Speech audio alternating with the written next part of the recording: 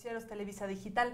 En esta ocasión vamos a estrenar un ciclo de mesas increíbles con temas muy interesantes. Tenemos invitados a activistas, tenemos periodistas y tenemos jóvenes académicos. Vamos a hablar de la importancia del movimiento estudiantil del 68 al día de hoy. Cuéntenos qué están haciendo, cómo les ha ido su tarde, déjenos los comentarios, temas que les interesaría que tratáramos. Mi nombre es Jimena Rojo y les voy a presentar a los invitados que tenemos el día de hoy. Nos acompaña Nayeli García.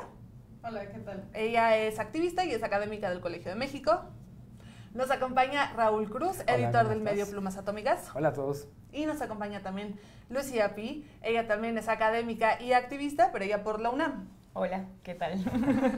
Lo más importante y con lo que queremos empezar el día de hoy es que en el momento, seguro ustedes lo han de haber visto en los medios, que empezó a suceder este último movimiento estudiantil en Ciudad Universitaria, no cesaron las comparaciones con el 2 de octubre, las comparaciones con el movimiento del 68. Nayeli, me gustaría que empezáramos contigo. ¿Qué relación encuentras entre el movimiento estudiantil hoy y el de 1968? Pues a la distancia creo que no se parecen tanto como podría parecer en un primer momento, porque el movimiento estudiantil actual, que empezó, diría yo, el 3 de septiembre, ¿no? Con el ataque porril, el ataque de grupos de choque ocurrido en las inmediaciones de rectoría en Ciudad Universitaria,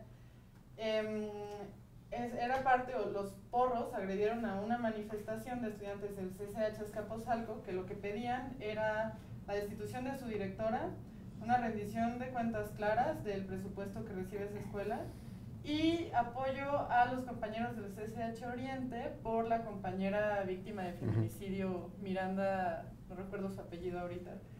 Les estaban pidiendo derechos humanos, que es el que se clasificara el feminicidio de esta compañera del CCH Oriente, y estaban defendiendo derechos universitarios, que es acceder a las cuentas claras de la universidad y destituir a la directora, porque al parecer había un problema de repartición de clases, había muchos grupos sin maestro. Que además son problemas que afectan a la comunidad universitaria dentro de la comunidad universitaria, a diferencia de las demandas que veíamos del movimiento estudiantil del 68. Raúl, no sé si te gustaría elaborar un poco sobre esto. Sí, o sea, finalmente lo que están pidiendo, como dicen, eran demandas que se podían resolver dentro de los protocolos de la UNAM, ¿no? La comunidad universitaria estaba pidiendo cosas para los universitarios. Esa es, creo que, la diferencia más importante que hay con el 68. Sin embargo, no es una diferencia del todo, porque anclado con todas las peticiones que están haciendo los SHs, las prepas y los bachos, que también están metidos, los bachilleres y los vocacionales, también están entrelazados muchas demandas que siguen existiendo desde el 71, desde el 99, desde el 2015, 2017 y hoy, ¿no? Que es una revisión de los sistemas económicos, una transparencia clara de las autonomías, de la revisión de la democracia, de los pleitos democráticos y con los partidos políticos, que también tenemos esta coyuntura que el cambio de gobierno que viene genera un ruido muy grande alrededor de todo el movimiento universitario, ¿no? Desde teorías conspiracionistas que nada más les falta el gorro de aluminio, de que AMLO está tan todopoderoso que puede organizar un movimiento universitario para tumbar un rector, hasta que Claudia Sheinbaum también tenía porros antiporros contra los porros que ya estaban ahí porreando. Se ha dado, siempre las transiciones en México son complicadas, siempre han sido históricamente, inclusive cuando el PRI era el PRI con mayúsculas, había problemas a la hora de que los grupos cambiaran de uno a otro. Claro. Y ahora que tenemos un cambio, algunos dicen mayor, enorme, estos procesos son terrenos inexplorados. Lucía, ¿tú encuentras alguna similitud? Nayeli decía como que claramente las propuestas son distintas, Raúl también ve algunas cosas distintas. ¿Tú ves alguna similitud o continuidad entre el 68 y el 2018? Yo creo que el problema de ahora empieza un poco como empieza el 68, ¿no? Hay una pelea entre dos preparatorias, ahora hay una pelea en la que los porros llegan justo a reprimir una manifestación de estudiantes del CCH Azcapo, y de pronto es la efervescencia de un movimiento estudiantil que no sabe muy bien qué hacer, pero que sabe que tiene que defender la universidad en el caso del 68, defender a los estudiantes reprimidos, y en este caso lo mismo, ¿no? Defender a los estudiantes que fueron reprimidos por el ataque porril, que, digamos, históricamente los porros son un grupo de choque que se dedica a reprimir estudiantes y a inhibir las movilizaciones. Entonces me parece que en ese sentido son similares. Y las fotografías que vimos todos de el porro con el palo en la mano, que aparte se parece mucho al 71, bueno, pues ahí es lo similar.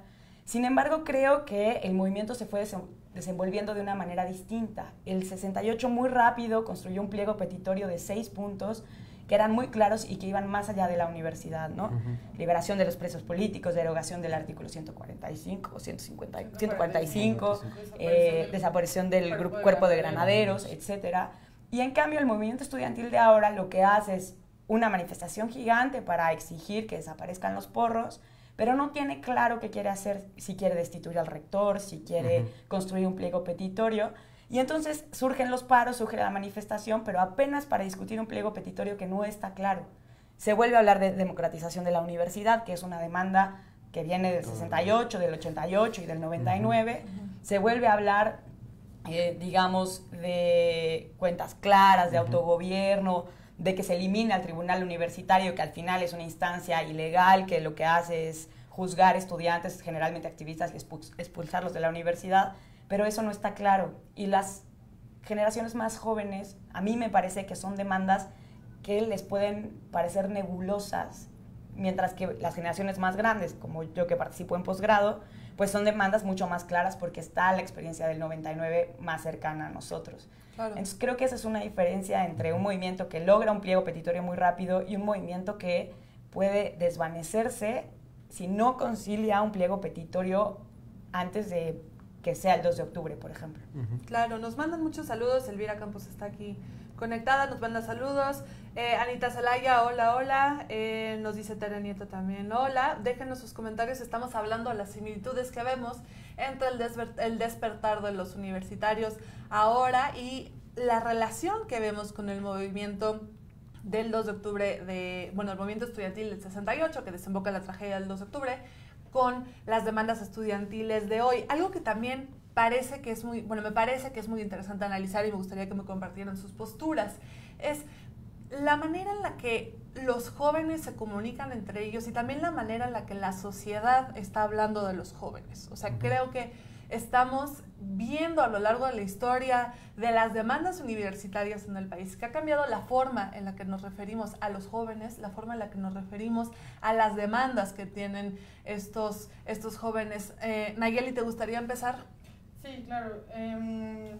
Tratando de unir lo que comentaban Raúl y Lucía al respecto con esta última línea que tú señalas, Jimena, creo que además de las vías de organización que evidentemente han cambiado por las nuevas tecnologías, por el internet, por la composición de la ciudad, o sea, los espacios públicos han cambiado, ahora también hay espacios públicos digitales, por así decirlo, está también la diferencia, o sea, como vemos esa aceleración de la capacidad organizativa y de la capacidad de comunicación al interior del movimiento y una desaceleración en la capacidad de respuesta de las autoridades. O sea, a mí me llamó muchísimo la atención que el día del ataque el rector no saliera a decir nada, el rector de la Universidad Nacional, ¿no?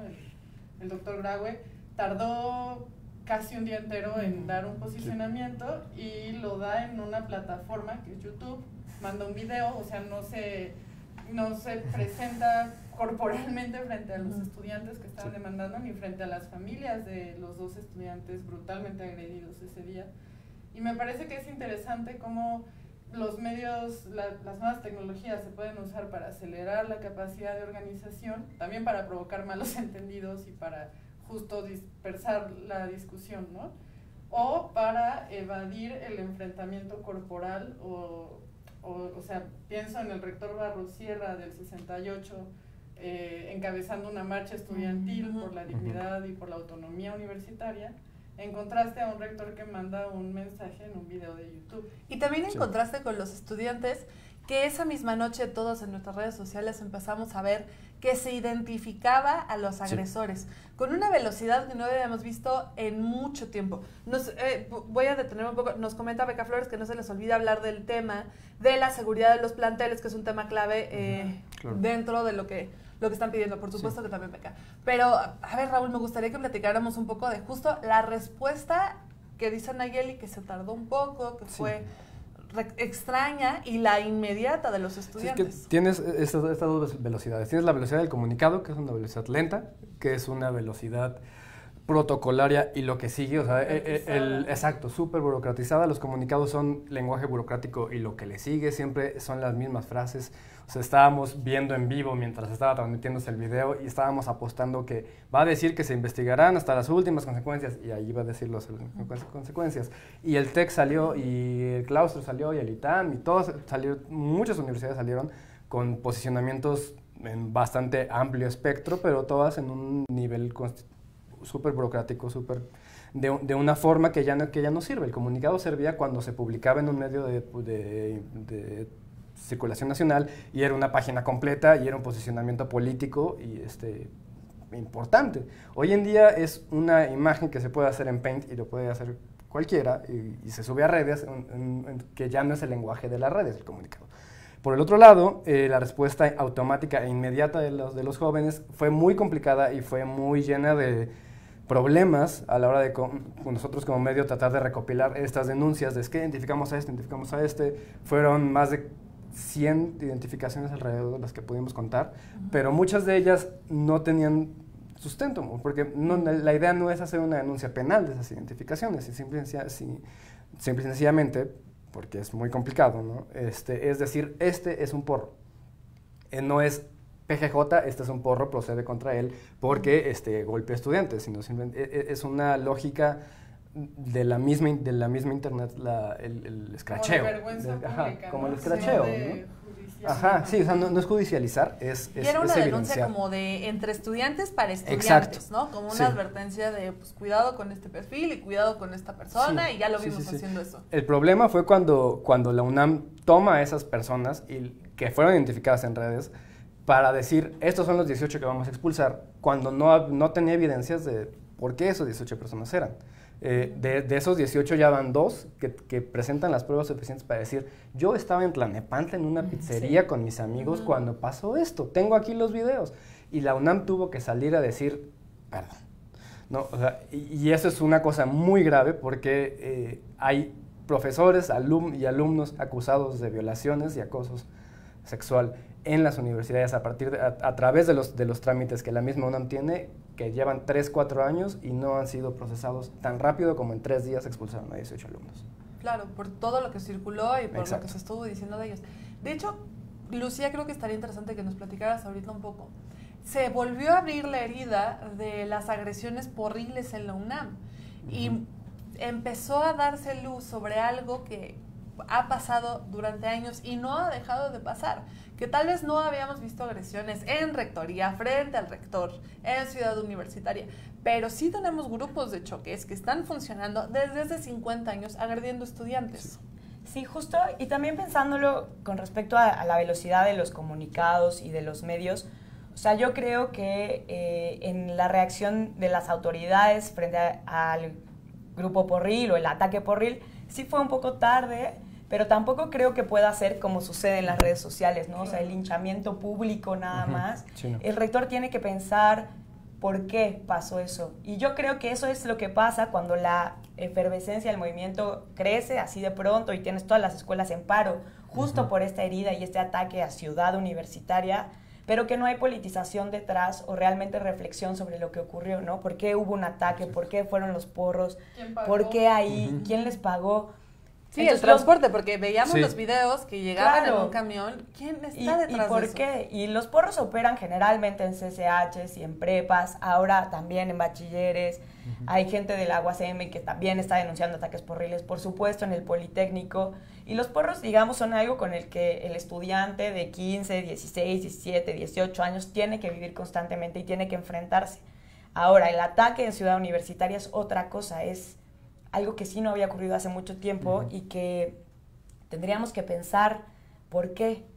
Y por qué sí tal vez sea necesario tardarnos un poco en la respuesta para poder armar una defensa legítima, digamos, que permita politizar lo que ocurrió, ¿no? Claro. No solo pensar que los porros fueron y ya, sino pensar por qué, quién, cómo, y entonces cómo es la respuesta que vamos a exigir. Pienso un poco, el movimiento estudiantil de pronto sale y dice que renuncie Graue, y luego es como, no, espérate, Sí, porque claro. ¿qué? ¿Quién quiere que renuncie Graue? ¿Y a Porque quién van ¿qué a poner se después? solucionaría, no? ¿Qué se solucionaría? Justo yo pienso, un rector a la altura, como Barros Sierra, podría haber dicho, no, separa la universidad hasta que no se resuelva este problema. Sí. Pero el rector no hace eso, saca un comunicado medio blandengue y nada más, y deja que los estudiantes hagan. Entonces, ni el rector tiene una respuesta a la altura, ni tampoco los estudiantes la tenemos, porque que el rector se vaya no sirve, o por lo menos no ahorita, tal vez era lo que querían que sucediera. Porque además yo pienso que hay una ausencia de esta politización que dices, pero también por otro lado hay un país súper dolido. Claro, o sea, sí, un país que completamente. llevamos 4 años pidiendo la aparición con vida de 43 personas súper identificadas y no hay, mientras la versión oficial del gobierno es como ya supérenlo, ¿no? Sí. Ya están muertos. Y es como, no, legalmente están desaparecidos, no importa si tú crees lo que sea, ¿no? Claro. Entonces, creo que eso está por un lado, y por otro lado yo pensaba en que lo platicamos tú y yo, las agresiones, el feminicidio dentro del campus. Claro. O sea, lo de Lesbi, lo que nos comentaba Beca en el Facebook. Ya había habido antecedentes de violencia grave en la UNAM y no había habido justo vamos a parar y vamos a ver qué está pasando aquí. Y justo hace un año estábamos a punto de que empezara el hervidero y el paro, y fue por estas fechas justamente, y vino el temblor del 19 de septiembre, porque había una marcha feminista, el movimiento de las mujeres dentro de Ciudad Universitaria ya había despertado. Y por una u otra razón, como que se durmió un ratito, pero también es un movimiento latente que solo estaba esperando el momento también para salir y para que las escuchen y para que sus demandas sean visibles y que efectivamente las autoridades hagan algo. Nos pone Mardep, cabe mencionar que las expulsiones son temporales, creo que se refiere a las expulsiones de estudiantes.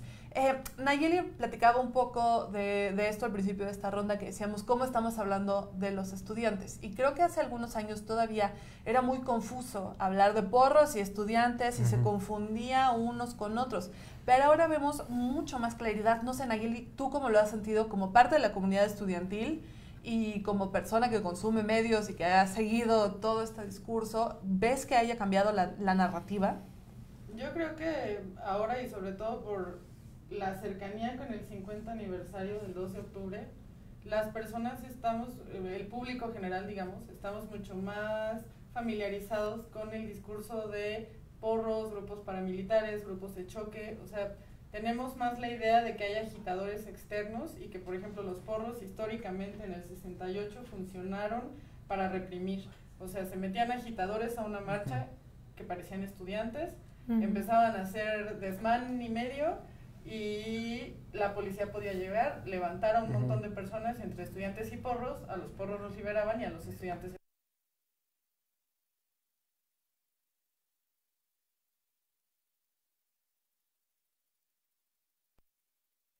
al 68. Sí. O sea, no sé, siento que hace algunos años había personas que decían, ¿qué se celebra el 2 de octubre? Es como, no se celebra nada, conmemoramos una masacre, ¿no? O sea, conmemoramos una herida abierta de personas que todavía están vivas, o sea, cuyos sobrevivientes todavía están vivos, pues. Entonces, yo creo que va por ahí, pero no sé. Sí, yo creo que, justo sí creo que solo el 68, porque si pensamos hace unos años en las manifestaciones estudiantiles, no eran los porros, eran los anarquistas, ¿no? Sí, los infiltrados, los anarcos, que hacían los desastres y que justo quemaban las puertas y saqueaban los oxos. O sea, esta como idea de que los estudiantes ahora no son nombrados como grupos peligrosos, me parece un poco que es a raíz de que ahorita es peligroso para el gobierno hablar así de los estudiantes, porque está hablando del 68. Pero no creo que es algo que perdure y tampoco creo que esté en todas partes. O sea, yo tengo compañeros, estudiantes y profesores de la universidad que han salido en varios medios siendo acusados de porros. Y eso es un problema, o sea, es un problema porque son compañeros activistas que el Estado o alguien está nombrando como porros en periódicos de circulación nacional. Entonces, como, ¿por qué está sucediendo eso, no? ¿Cuál es la intención justo para identificar compañeros que participan en el movimiento social como porros? Pensando un poco en la idea de que los porros ahorita tienen este linchamiento mediático que podría hacer que cualquiera los identificara como los malos, ¿no? Entonces... Que es como se está articulando ahorita justo la etiqueta de porro, ¿no? O sea, exacto. Hace 2 años, Mancera, cada que había una respuesta policíaca a cualquier manifestación, siempre era el primer argumento, es que había anarquistas. Sí. ¿No? Y a partir del 3 de septiembre, esos anarquistas se convirtieron en porros. Se convirtieron en ¿no? porros. O sea, porque justo todavía en mi generación en la facultad no sabíamos la diferencia entre uno y otro, ¿no? Lo sabíamos porque leímos a Poniatowska o porque claro. lo que sea, pero alguien que violentaba una marcha automáticamente era porro, ¿no? Sí, aunque que fuera el además bloque muchos negro, aunque fuera otra exalumnos cosa. de CCHs con los que hemos tenido oportunidad de hablar han dicho, pero es que un momento, o sea, ¿por qué se escandalizan por los porros hasta ahorita? Sí, claro. Nosotros hemos vivido agresiones porriles durante años Toda y la entonces vida. empezaron los medios a destapar estas pequeñas historias de gente que contaba cómo los obligaban a hacer porros, de gente que ya no se podía salir de ahí. Y más bien, si hacemos como el zoom hacia afuera, se está evidenciando un problema que es aún más grande, porque hay muchas fuerzas dentro de la comunidad estudiantil. Claro. Que justo creo que tiene que ver con lo que comentaba Lucía hace un momento de la ausencia de la politización del movimiento, ¿no? O sea, ¿qué discusiones severas está habiendo atrás de la coyuntura y del momento efervescente? Yo creo que uno de los grandes temas es la seguridad en los campos universitarios versus el carácter público de la universidad. O sea, cuando yo estudié en la Facultad de Filosofía y Letras, como todos ustedes, agradecía yo enormemente que todo mundo pudiera entrar a la facultad. O sea, no te pedían, en mis tiempos, no te pedían ni credencial para entrar. Cualquiera podía tomar cualquier clase. Pero en algunos salones que estaban cruzando el pasillo hasta el fondo a la derecha, había estos letreros, que no sé si sigan en los salones, de cuidado no te quedes sola, porque hay denuncias de violaciones.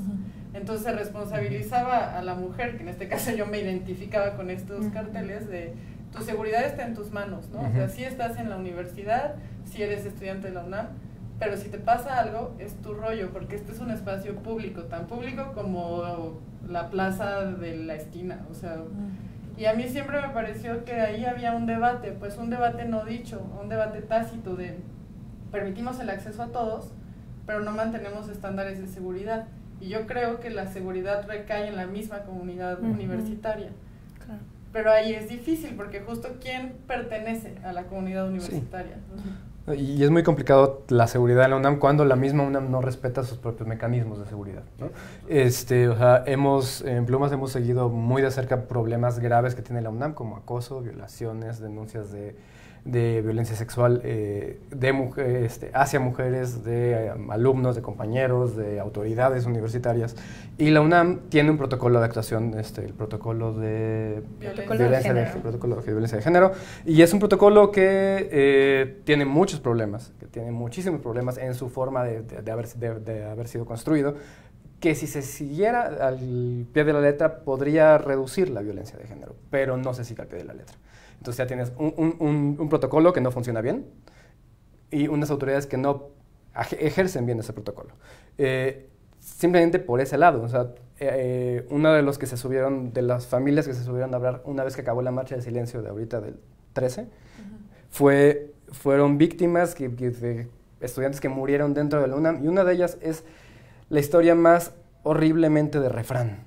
Un estudiante de medicina, ahorita se me fue el nombre, se me olvidó por ejemplo el nombre, perdón, cayó en un pozo de lluvia, de estos que recolectan el agua que cae en las islas para poder utilizarla para riego. No estaba señalizado el pozo, el chico cae, el chico muere ahogado porque no había forma de que saliera, y la UNAM lo único que hizo fue tapar el pozo. Pero es el estudiante de Derecho, Perdón, de Derecho. En el pozo de En el medicina. pozo, y la UNAM no hizo nada. O sea, ni siquiera es la violencia ejercida por otros estudiantes, ni siquiera es la violencia de los profesores, es la violencia de la omisión de la UNAM. ¿Y esto qué o sea, lo ven como una falta de recursos? ¿Qué diagnóstico inmediato podríamos tener ante esto? Yo creo que es el problema del país, o sea, la discusión sobre la eliminación de la violencia en la universidad no se puede reducir a la universidad, en tanto que la universidad no está exenta de la discusión del país, ¿no? O sea, parece que la universidad es un territorio al que en la malentendida autonomía, ¿no? Como que en la UNAM no pasa nada. Sí. Y no es así. A mí me parece que el problema justo tiene que ver con el país y recupera un poco lo que decía Nayeli de construcción de seguridad a partir de la comunidad, ¿no? Porque si entramos en este debate, nos vamos a encontrar con las posturas, digamos, más conservadoras de credencializar la universidad, poner rejas, incluso las posturas. A mí, por ejemplo, con el protocolo de género me parece problemático apelar al tribunal universitario cuando el tribunal universitario ha sido históricamente un cuerpo represor de estudiantes, ¿no? Que expulsa estudiantes. Entonces, si queremos ir por ahí, no vamos a resolver nada. O sea, no vamos a resolver nada con cámaras, con credenciales, incluso con policía, ¿no? Hay gente que se atreve a pedir que la policía entre al campus cuando la policía históricamente cuando entra es para golpear estudiantes y matar estudiantes. Entonces, a mí me parece que la reflexión debe ser mucho mayor, una reflexión sobre el contexto de inseguridad del país y una reflexión que debe hacer la Universidad Nacional al servicio de la nación para arreglar el problema que tenemos todos afuera y adentro. O sea, y creo que a mí me parece que el papel de la universidad debe ser inmediato, pero debe ser una reflexión integral como académico y como lugar, digamos, para pensar el mundo sobre cómo podríamos ayudar para que las cosas cambiaran. Si no, nos vamos a quedar en que la universidad resuelva problemas que no puede resolver, porque no tiene jurisprudencia, porque no puede juzgar y porque credencializar y cerrar es negarle la universidad al pueblo que la paga. Entonces, pues es un debate muy complicado, yo creo. Sí, la UNAM es un micro México. Sí, con todos los enormes privilegios que tiene la gente que vive, estudia y trabaja en la UNAM. Tienes todo, tienes extrema izquierda, tienes extrema derecha, tienes una enorme mayoría en el centro que no se acaba de definir políticamente, pero a la hora que golpean a alguien de la universidad responde.